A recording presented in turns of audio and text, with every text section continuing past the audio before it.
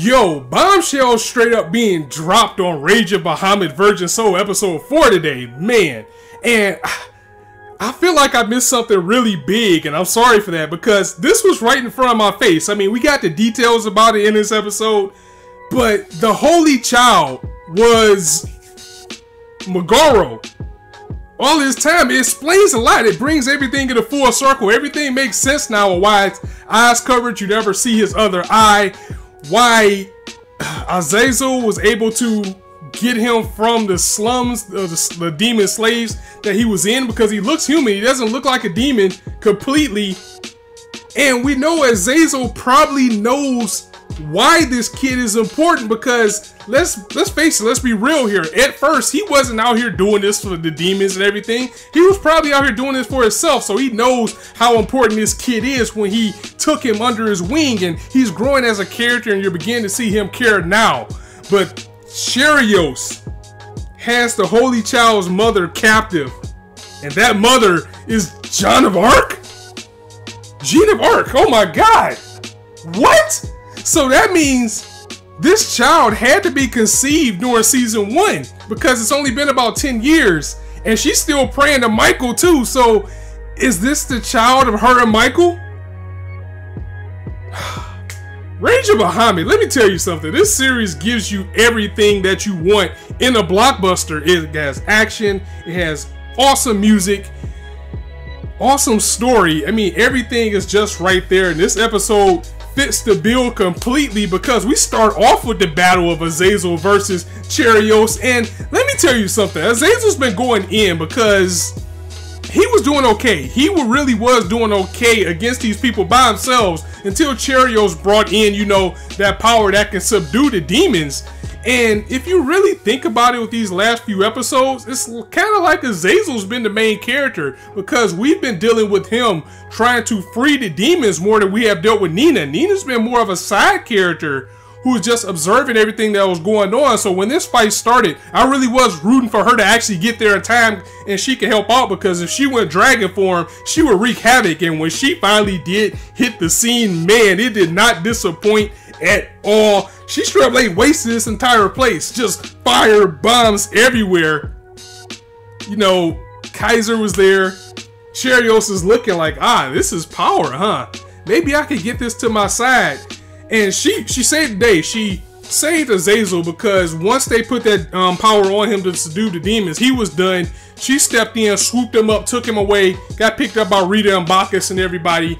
And it was a good scene in this episode where she actually reveals to Azazel, well, of course, that she's a dragon and how her powers work. So, man, it looks like Azazel's officially on Team Good Guy now. All we gotta do is get Kaiser into the loop and we're all good. But he's still dealing with Charioce, you know, not trusting him.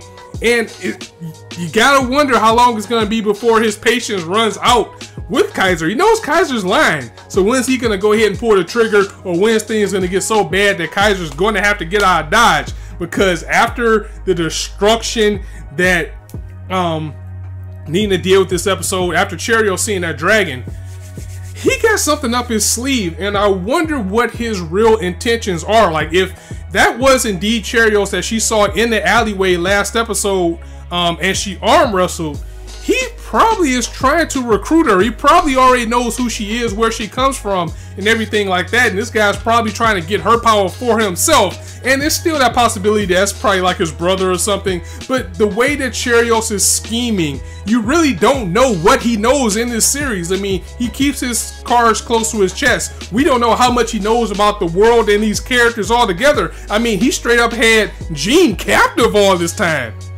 So who knows what type of ace in the hole this guy can have up his sleeve, and he can get this Holy Child, and he can get Nina on his side too.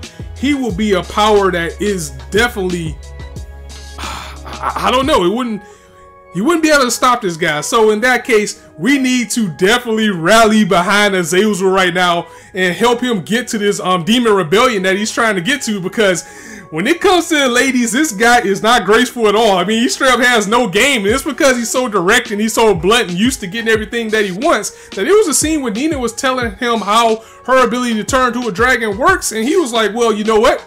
Why don't you just let me make love to you? Let me help you and turn you to a dragon. Like, what? No, no. She got embarrassed and she ran out the room. It's like, that is not how you approach a woman at all, bro. I mean, yeah, you gotta be direct, but come on. You just straight up asked to get in her drawers so she can turn to a dragon. It doesn't work that way. It doesn't work that way at all. And speaking of that, it was pretty interesting to learn about Nina as well, seeing that she is half dragon, half human. Her mother is a human and her father is a dragon. And the village that she comes from, she is the only person that has difficulty turning to a dragon. The rest of the kids can do it at will. So you have to wonder, and just like she even wonders in this episode, is her being half human, half dragon, or her mother or something has something to do with her not being able to use this power at will? Or maybe she needs this restriction, because something that came up in this episode and something I was wondering myself is how strong is Nina in red dragon form compared to Bahamut? And Azazel was like, she's basically a mini Bahamut. So if she's that strong,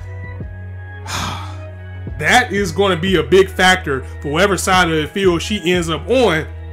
And you have to wonder about control as well, because Nina says she doesn't have control of herself when she turns to this dragon form, and she doesn't remember as well. So when she was in the battle though with Charioce and Azazel and all of the troopers, and man, Azazel was taking people out. He was taking out giants, he was taking out mages. Basically, Charioce was throwing everything he could at him until he got that spell out. She recognized that it was Kaiser, and she was able to halt her attack at that point too. So she has some control. So imagine how powerful she could be if she gets full control. And also, where does Village of Dragons come from? I know this is a big world and we're going to learn a lot of things, especially with more episodes, but they couldn't have just appeared. But I wonder what was the state of things after Bahamut. Were they always a secret society? Do more people know about this village?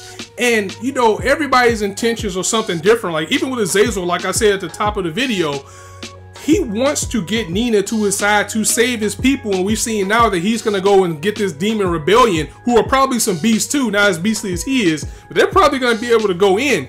And his intentions are good, and he probably didn't start off with the pure intentions that he had until he met Megaro, but he definitely wants to get Nina to his side and tip the scale of the battle, especially seeing the power that she has firsthand. But the thing is, now Charioce sees that power as well.